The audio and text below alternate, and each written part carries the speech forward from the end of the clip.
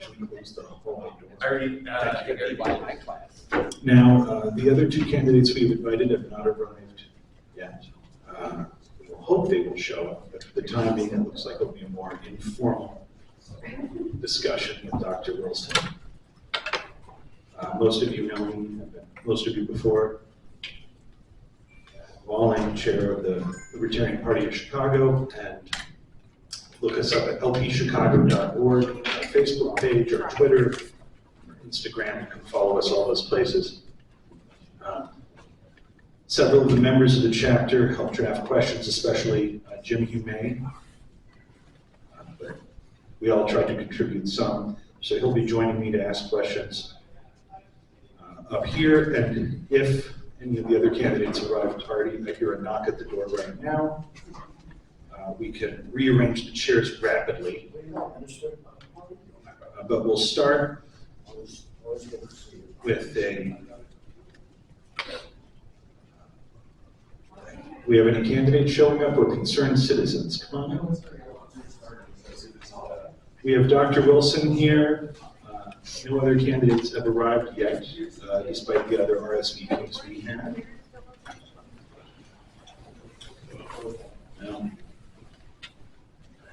We only have an hour. We'll try to keep the answers fairly brief, although if it's only one candidate answering, it'll probably be a little more informal. We had to try and rotate quickly through four.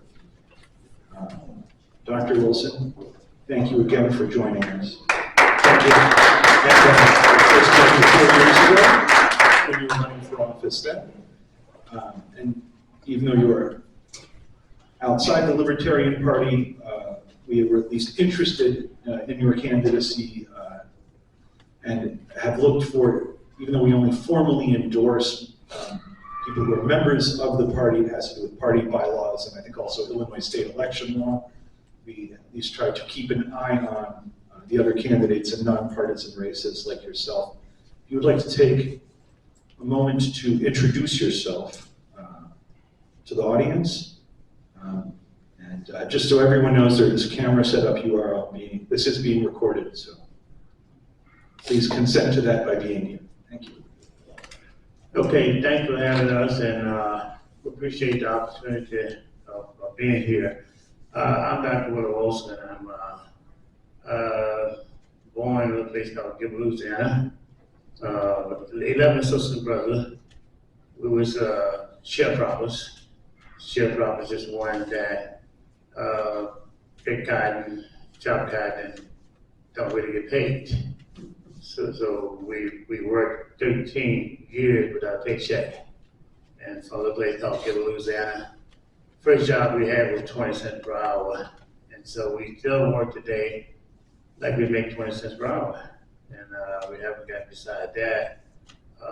We'll have tough times.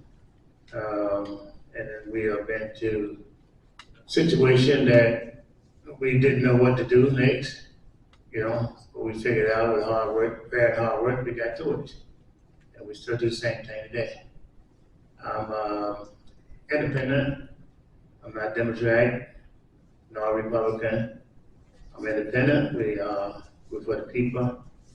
I'm running to be mayor of the city of Chicago. We don't want a paycheck. We would not take a paycheck.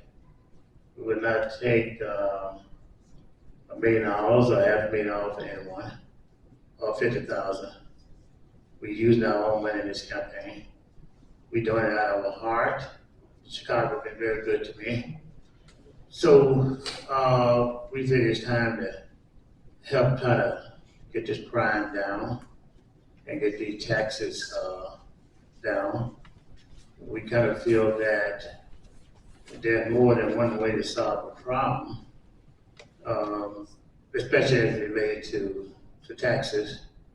You have to balance your budget like I got to balance mine. Most people today, politicians, they figure that in order to fix a problem, they got to raise taxes. I don't believe that.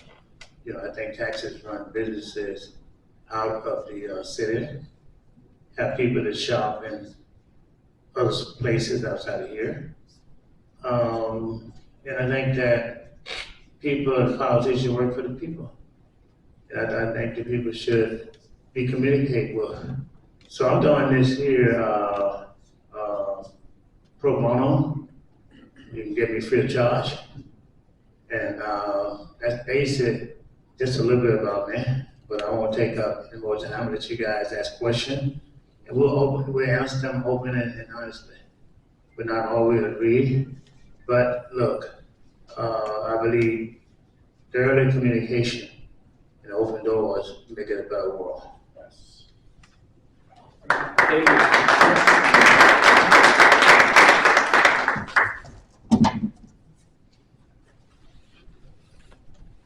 Mayor Lightfoot is currently demanding all police scanner transmissions to be encrypted.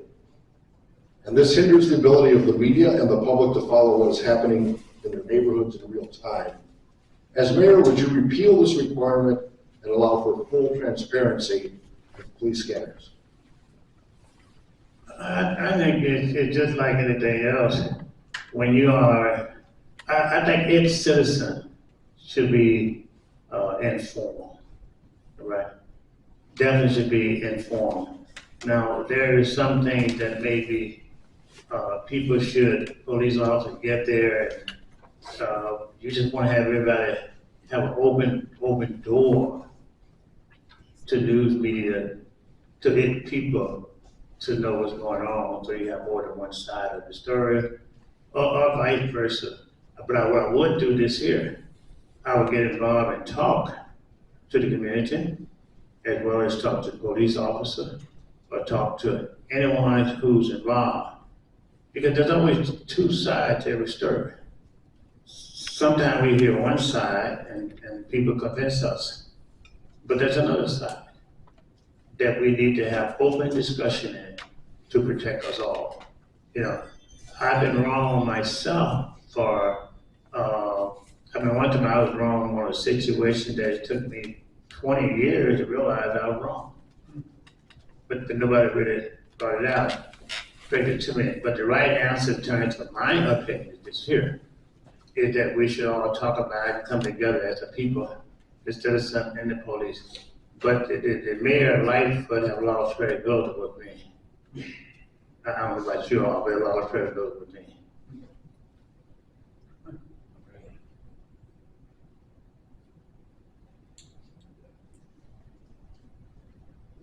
Jim had helped make several of these questions extra pointed so that candidates couldn't get away from the answers, but thank you for being a gracious guest.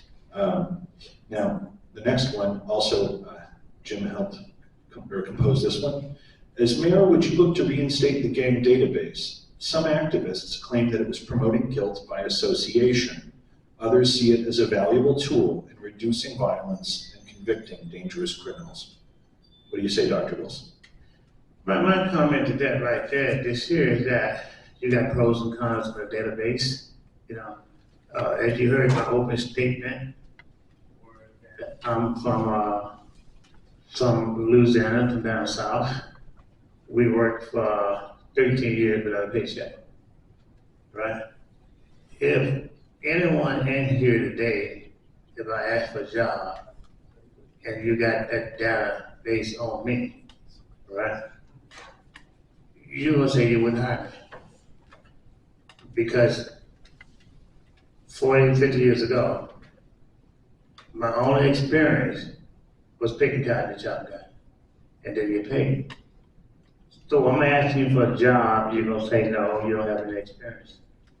But today, I own a national and international company. And we make more than 20 cents per hour today, right? I'm just using an example of data. Basic, if you put me in a computer with data, now you're gonna stop my growth and say that I couldn't make it, all right? So it's good and it's bad. If someone particular have a case of murder or rape or something like that, then you want to know who's living next door to you if you got kids, you know. So you got some open and pros and cons. And let me say this too, I do believe in second chances in life. Because I've not had second chance, I've had third and fourth chances. But we was able to make it through life. You know, my little small company that we happen to have business in it, we started from grassroots. So we was able to do a little piece of business last year around about almost $300 million. We did it with these hands, right here. We worked hard for it. So that if you had database on me from 50 years ago, you would say to put a database up on me, you wouldn't take time to talk to me. If you get where I'm coming from. So you got pros and cons. So yes, it's a person, it's a rapist, living in a neighborhood, and my kids next door to them. I want the data. But it shouldn't be used in a situation that is going to cripple you from getting a job. You know, people say today that, well, I won't hire you because you don't have a high school education. I do not have a high school education. I have one day in the 7th grade. That's it. Now, I can probably hire everybody in here if I wanted to. So there's a big difference. All right? So it has its up and down. I always will be mindful of everybody who asks me a question, but I would never lie to you for your vote.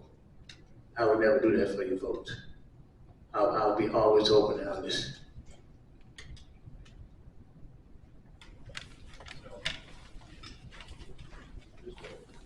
Here we go. Sorry. Just a quick follow-up on that. But if the example might be, say, something like, you know, a preteen or teenager who was just caught hanging around with other gang members, but who had not been caught committing any other crimes, could be entered in the database as part of the notion. Would that strike you as too much, you know, to just be profiling the kids because they had worn the same colors as the gang members but hadn't been caught committing other crimes? I think that, see, you gotta look at this whole thing, and I put a lot of thought to this here before I even got here. I didn't even know this question was gonna be asked, all right? And you know, like, if you're in certain neighborhood, and you got nothing else to do because there's no job, there's no hope, only thing you got to do is hang around your friends and talk, because you can't find a job. But if you're hanging around your friends and you're talking and somebody else did something, and you come around and get arrested because you was hanging around with the wrong crowd, all right? That wouldn't be fair to that person. I went into Cook County Jail and I bailed some people out for misdemeanor and nonviolent, because I don't believe in violence, all right? But there have been people that had got arrested, had been in jail for 12 months. Didn't even have a trial and didn't even know why they was in there. So something just not quite right about that. If you have committed a crime, you know, and things of that particular nature, I think we all need information to protect ourselves and our family, particularly with the crime stuff going on today.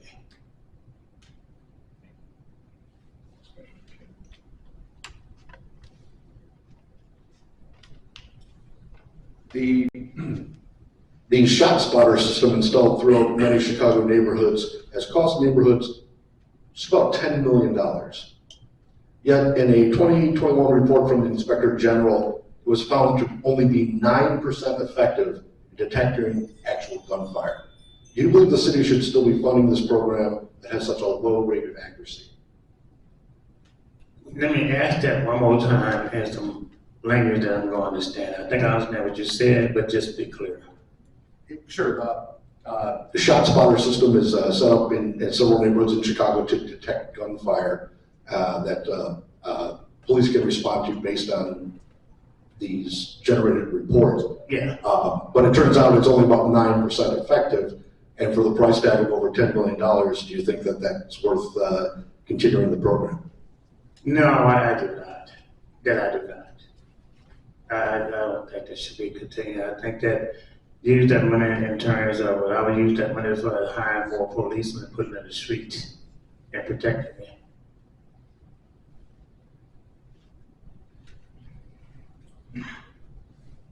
Now, another one that, we'll get to some of them that the rest of us wrote, but Jim wrote some real well-crafted questions.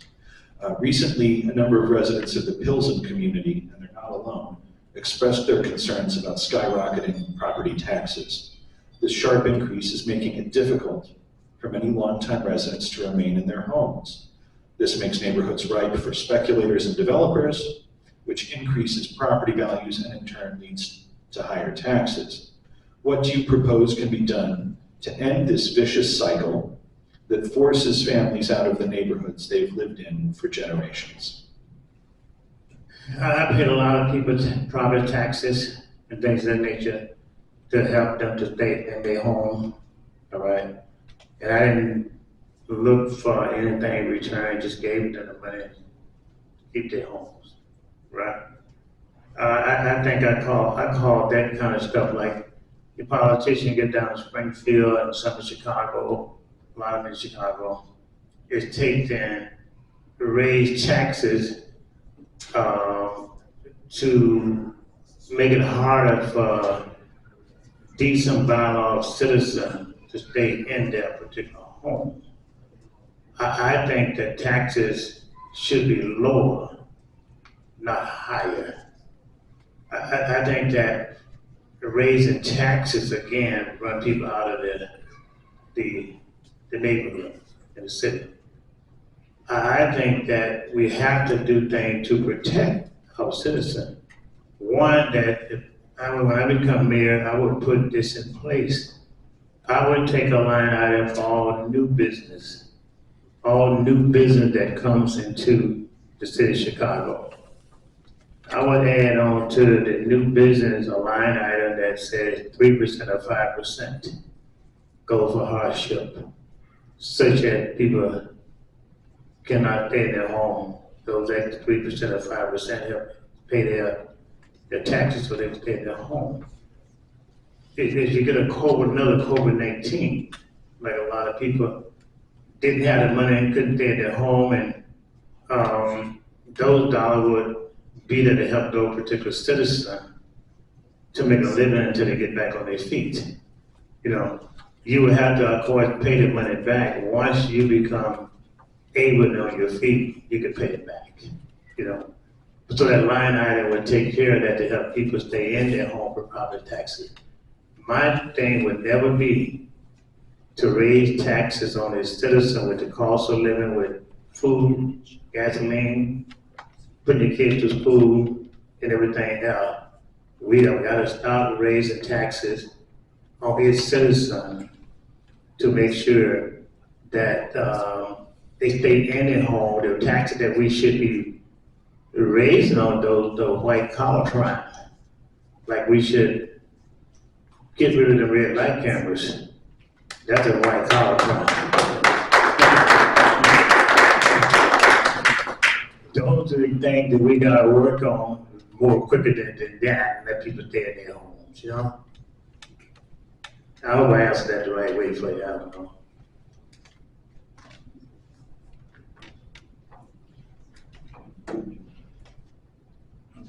Yeah, go ahead.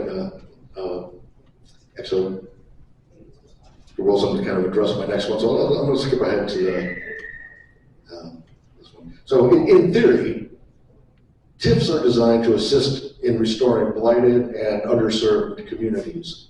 In reality, they've become slush funds for pet projects, often going to campaign contributors, political influencers, and friends of the mayor and city council. Would you be in favor of diverting these funds to law enforcement, fire protection, transportation, and other city functions that benefit all Chicagoans, not just ones in a special TIF district? I would be in favor of making sure that those tip dollars and things like that is shared equally, proportionally in all communities. Because each community has different issues and different problems. And those are dollars that should be used, in my opinion, to different community who has no particular situation that they can deal with themselves to try to solve problems. Because all community is not the same. Some community high crime, some non. Some community is pretty much well off and they complain about the garbage need to be picked up, you know, and not. So I'm in favor of doing it that way. I am in favor of making sure that our police officers are protected. I do not believe in defund the police department, right? Those, we can find those dollars other place to deal with that, but let's share those tip dollars into those particular community and let its citizens make a decision what's best for their community.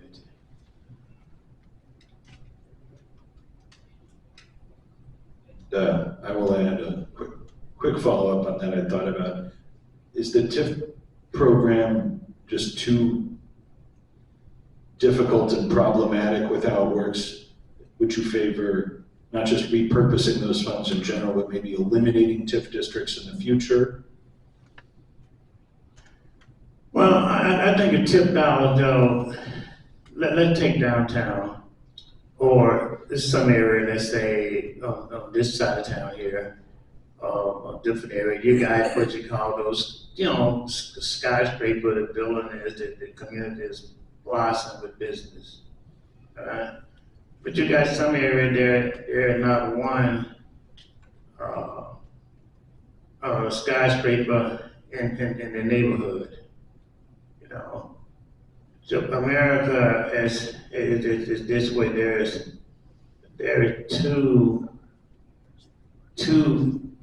type of people, I say.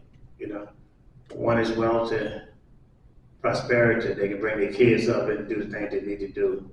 But there's another one over here that is poor, a middle class. The one that's middle class that felt to be poor into this community. They're two separate. But seeing though the ones over here that is wealthy continue to get wealthy and wealthy and wealthy. Because they have the dollars to do what they want to do, but somebody over here don't have a dollar, so they suffer from it. It gotta be a community relationship that we can communicate, find better ways of doing it, but I still say equally. Because the tax dollars that I pay, and I pay a lot of tax dollars, right? In a neighborhood that I may come out of doesn't get those dollars back together, so they create, let's say, crimes. Well, I want a decision, I want to have a hand on a decision that so I wouldn't have too much crime because I can now make my neighborhood more profitable also. That's why I'm for let a community make those decisions for themselves because we all citizens. When we gave the face mask away, when nobody had face masks, and I happened to have about 100 million face masks over here. Well, we gave it to the rich, poor, and everybody, white, black, Latina, Asian, everybody. We didn't charge 1 penny. Now, we could have sold them the one that we gave away and still came in making a profit about $600 to $100 million. But I gave that money to the people because I knew there were some people out there that didn't have those particular dollars. All right, and we gave it. I just believe in sharing. I believe in more involvement with the community. The community got to be involved. And I think the community have got to make the decision for itself. I think if we're better off in doing that, otherwise we cause friction, we're going to cause problems with some segment of Chicago. Thank you. And Jim, would you like to take the next one?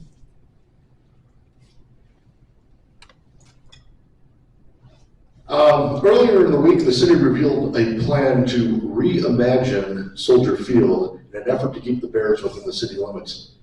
The developer's proposal would come with an estimated price tag of around $2 billion. History has proven that other stadium projects almost never come in at or under budget, And taxpayers are still on the hook for the last renovations. As mayor, would you look at using tax money to make improvements to try and keep the franchise from moving to the suburbs? Well, as a business person, and I would say this much, that it's too late, that contract is done, that bear is gonna be out in whatever, Ogden Heights, whatever it may be at. I think it's too late. I think the mayor failed to act in time from not having experience as a business person. All right, we would get, as your mayor, we'll bring another football team in Chicago. Here's why. Because when you bring a team in Chicago, you hire a lot of, and subcontract a lot of entrepreneurs. You bring in more taxpayer dollars, more people live in the hotels, you know. It's keep people from other cities, keep them coming into the city. It keep international coming into the city. We just gotta find ways of, yeah, use the taxpayer dollars, but the taxpayer dollars should get a return on it. I think the failure of lack of communication. Now, I'm pro sport, all right? But I like football, I like basketball, but I would make sure that the taxpayer don't suffer behind it as a consequence of it. I think the failure of communication with the taxpayer caused speculation.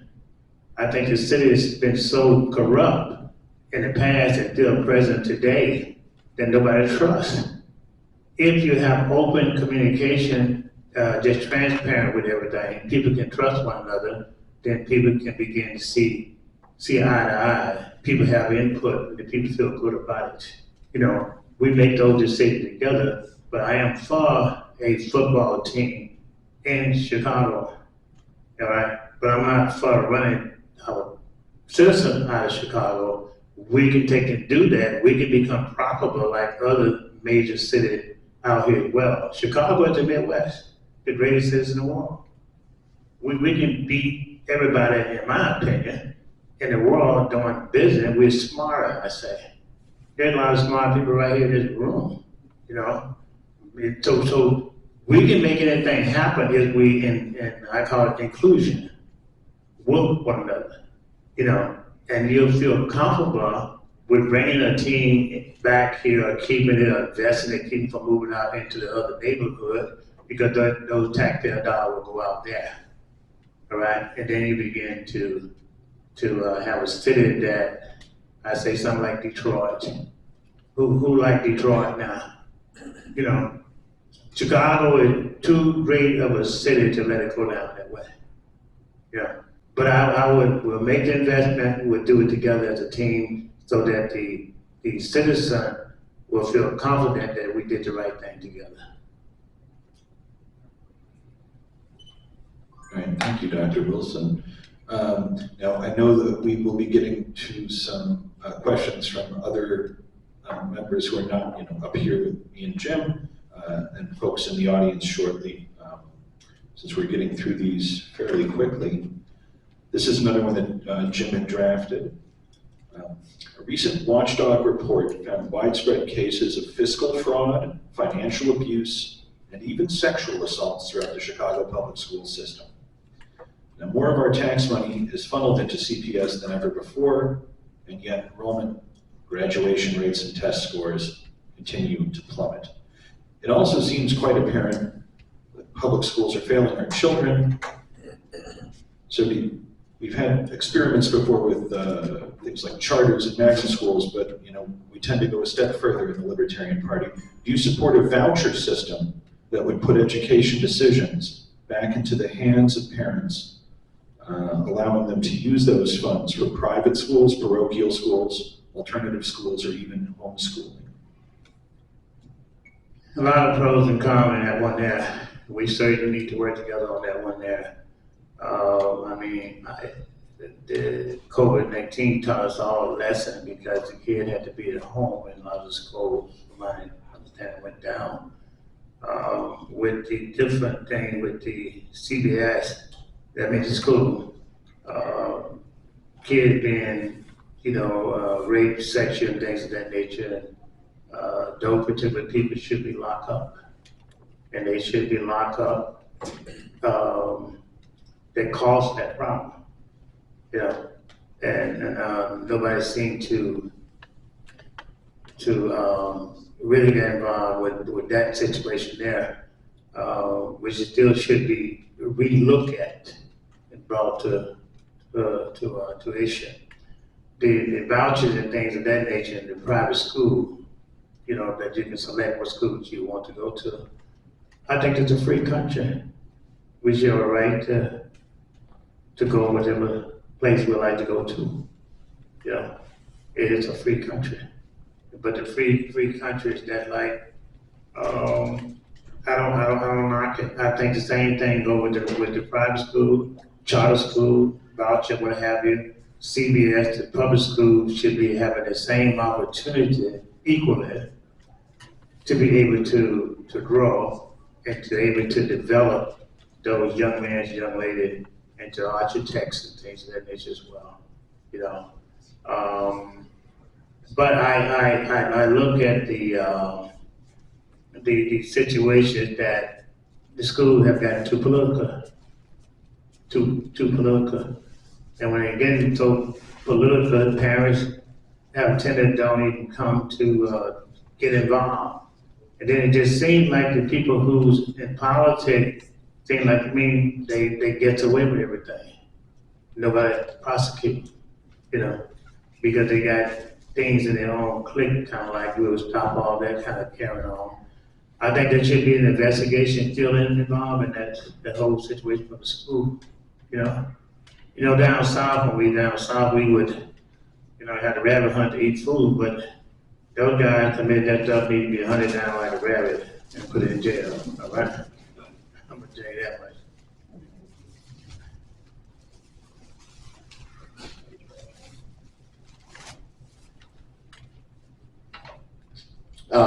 We here at the Libertarian Party find the right to self-defense one of the cornerstones to protect our republic. The right to self-defense is guaranteed by the Constitution, yet over the past few decades, local government has made it a point to try and restrict firearm ownership within the city limits. Many could argue that that is one of the reasons why we are seeing a sharp increase in violent crime. As mayor, what could you do to restore our constitutional right to bear arms? That is a law that we all have to work on. I am a concealed carry. Yeah, I am. Yeah.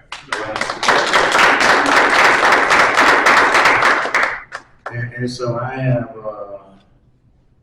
have 3 guns. I need more. and so we have a right to bear arms. People kill people, not guns. Because it takes people behind a gun to make it go off. And people make guns. I guess if I was down in Arkansas, you walk with the guns outside. I had a friend of mine in Arkansas. I was driving.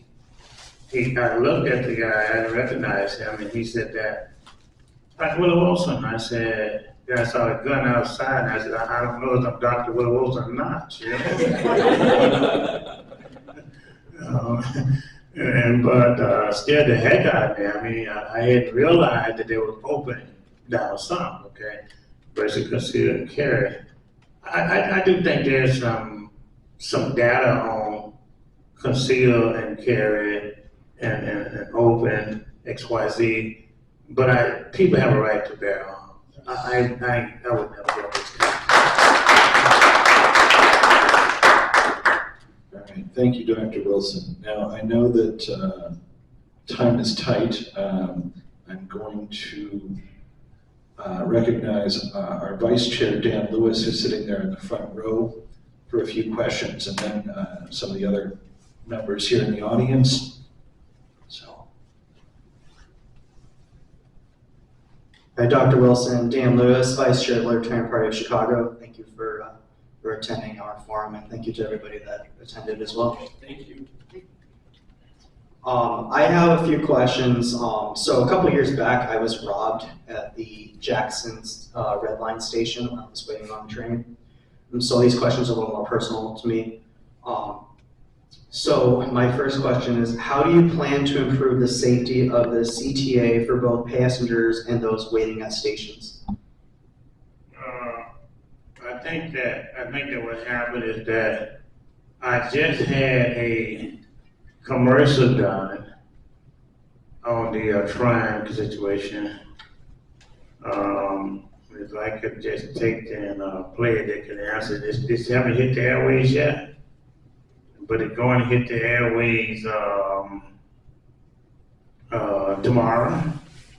And it is about Trine and how we're going to deal with it. And so, let me just play it for you just a second here.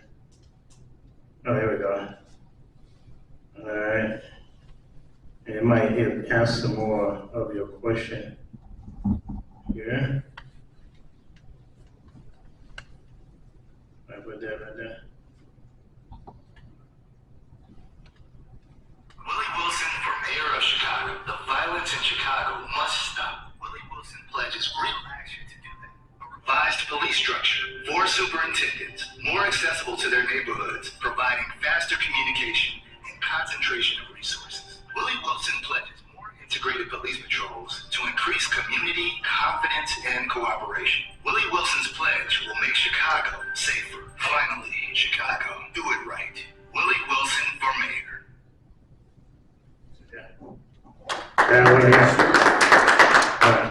Speaking of police, because we know that sometimes they do fail us when they go after people for victimless crimes. So one of my questions was, how do you plan to address the victimless crimes such as drug laws and other victimless crimes?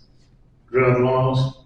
Just anything that's victimless, drug laws, sex work, Right. etc. Different laws, different crime that is.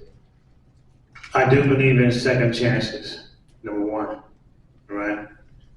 A lot of the drug situation is that I always have said in the past, it ain't that maybe, I have a son, 20 years old, that got killed to drugs.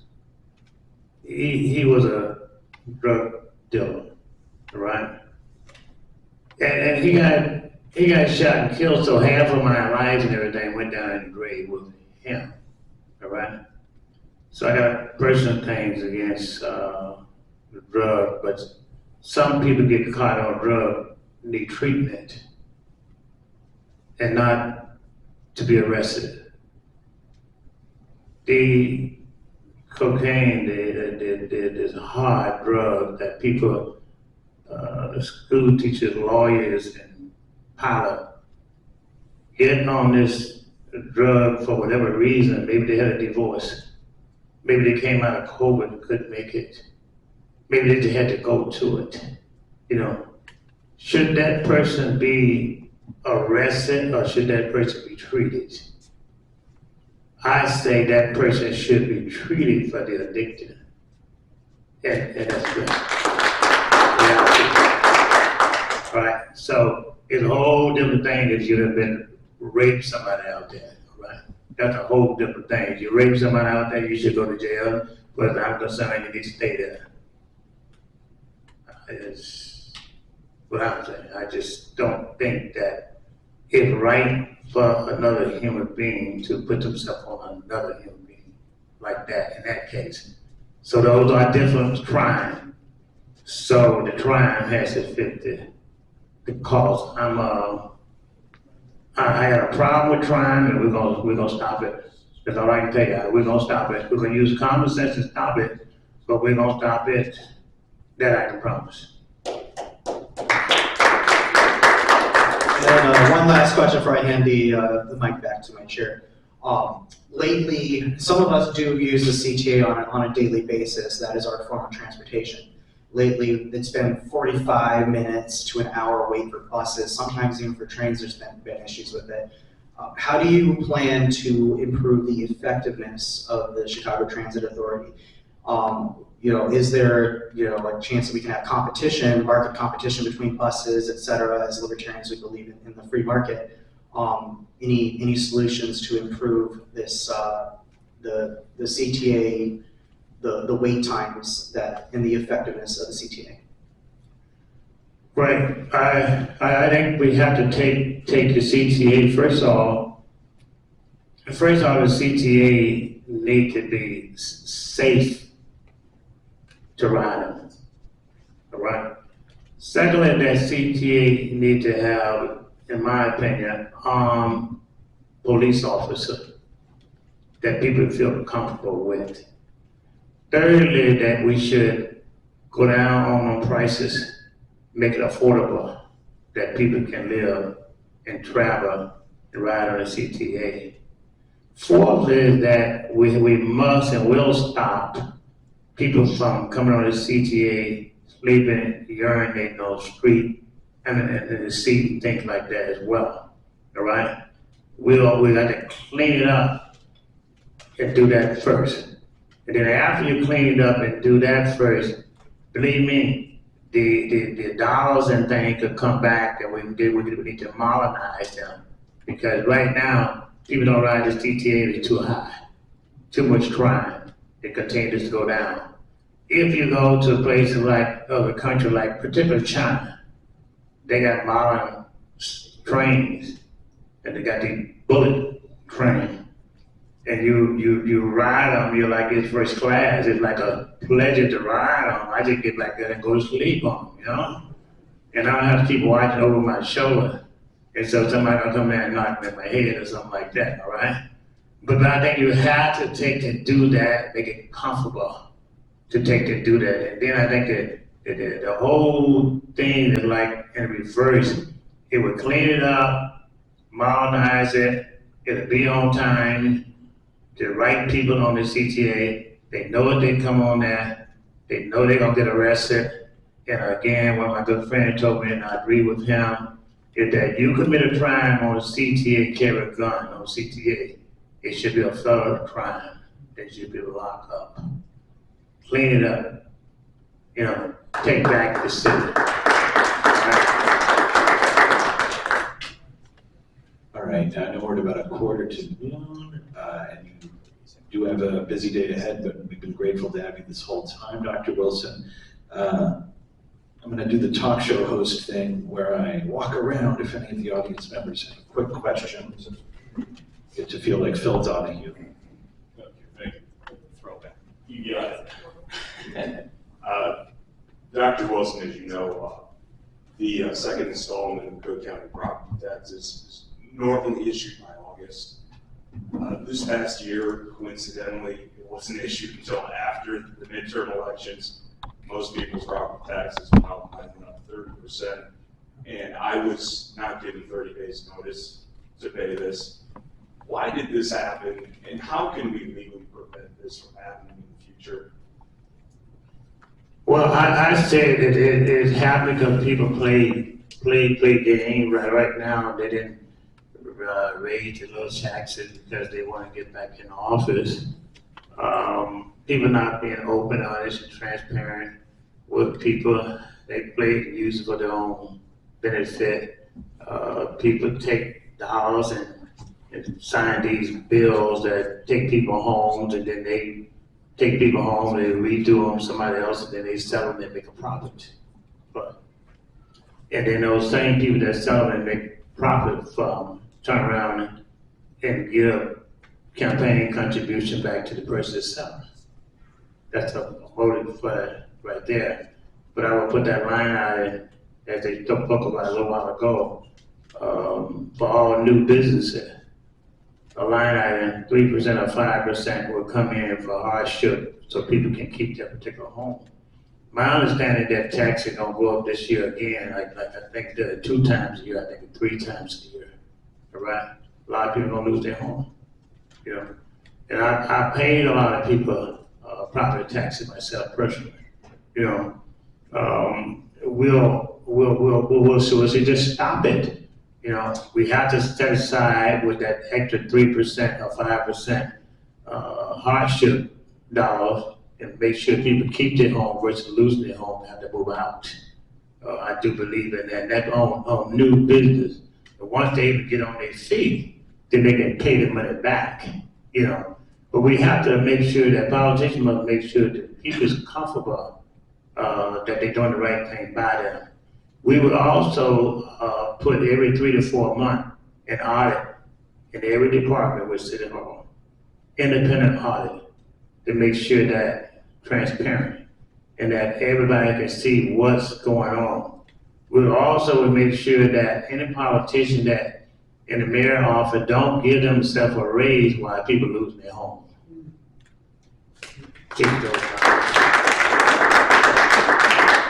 Well, I know that, Dr. Wilson, you probably need to get going, so I know we're a talkative and curious group. We could easily do 2 or 3 times as long with you, getting into everything from zoning to patronage to private security and beyond.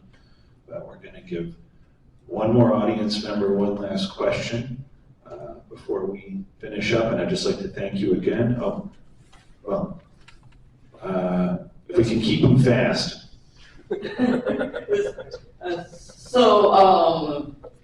This is rather nice to meet you. I just have a question about the LGBT stuff, because I'm a libertarian who actually donated my childhood private cause. So I just have a question for you.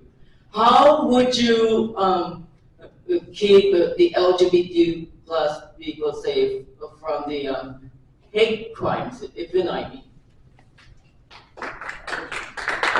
How would you treat? How would you keep them safe? Huh? The gay community, LGBTQ, the community, how would you keep them safe? Oh, okay, guys, thank you. We'll add more police officers. I think they short maybe 2,000 or something like that. It should be about 14,000 police officers. We'll call back the police officers from out of retirement, ask them to help us out. We'll give 4 superintendent of police, divide the city in 4 segments, and making sure that each police superintendent holds them accountable for their particular area. If you got 50 aldermen can't run the city, and the mayor, how is one superintendent of police gonna run all these 50 wards, all right? We will make sure our police officers get their days off. We'll make sure the police officers are paid well. We'll make sure the police officer is treated with dignity and respect. We'll make sure that the police officer can use the common sense and chase a person if they commit a crime. You can chase them, right? And you can hunt them down, chase them on foot, or you can chase them in their car, you know?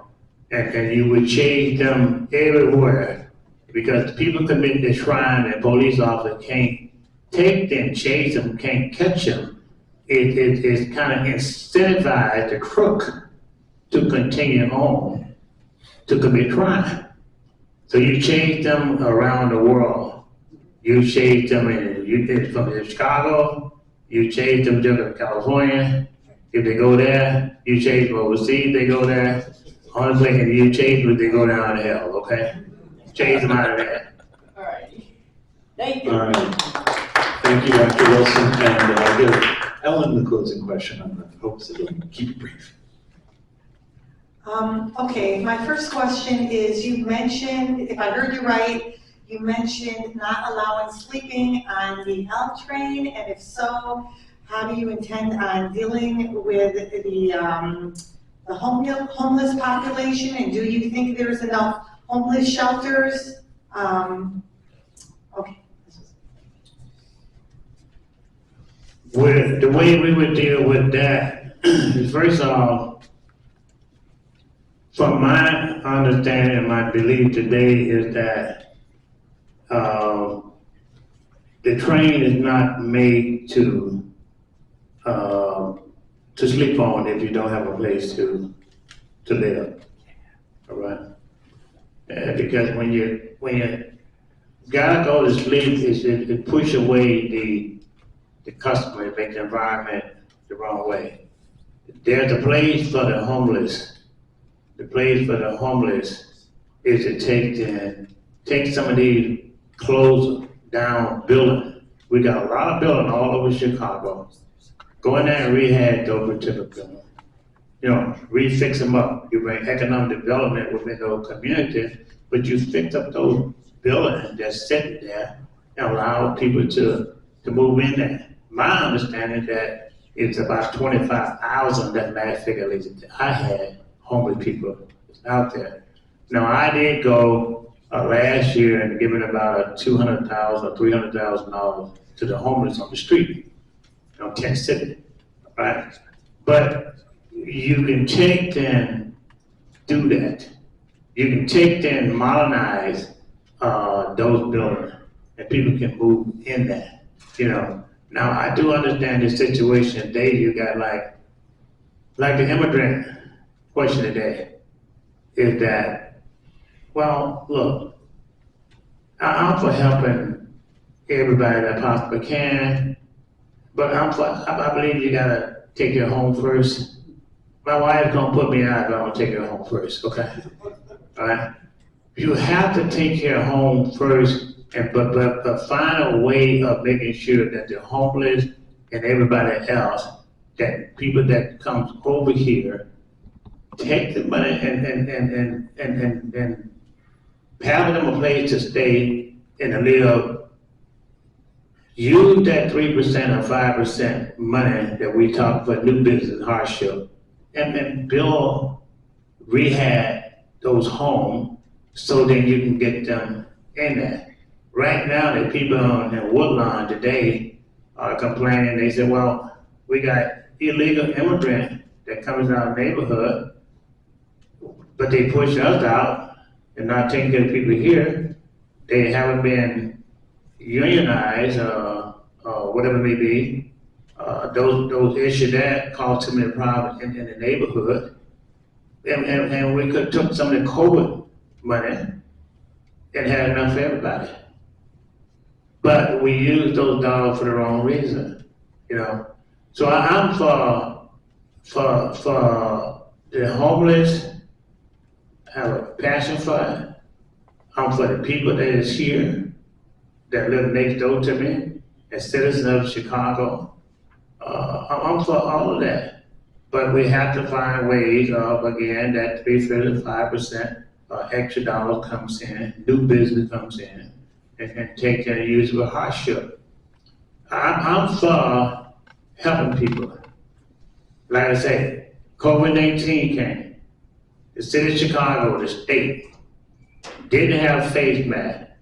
I went out there and gave away over 60 million face masks to help. Not only did I help just people who was poor, but middle class, but rich, the homeless, everybody. All right? If I want to do that and to help with my own money, not taxpayer dollars, I'm going to do right by its citizens, everybody that we possibly can. But I'm also talk to our citizens and make sure they got input in it. I would never make a decision by myself unless we had the community involved with it.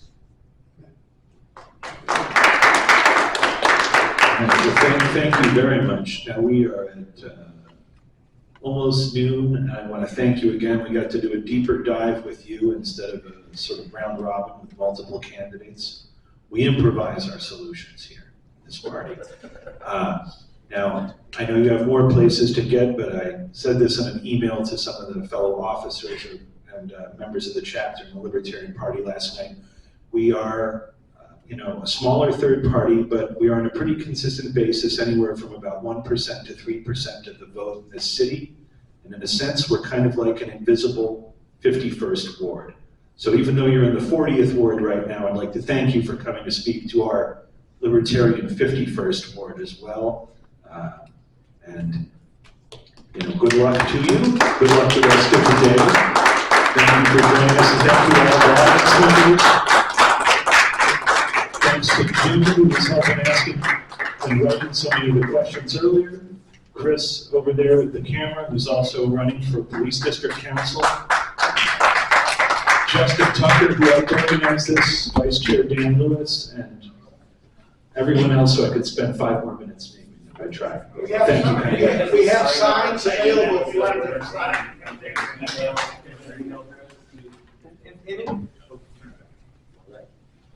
If anybody hasn't signed in, we have a sign-in sheet for the Libertarian Party of Chicago. You can also put your email as well. It's right here, this front chair if anybody has not filled that out yet. Thank you. Okay. Thanks for coming, guys.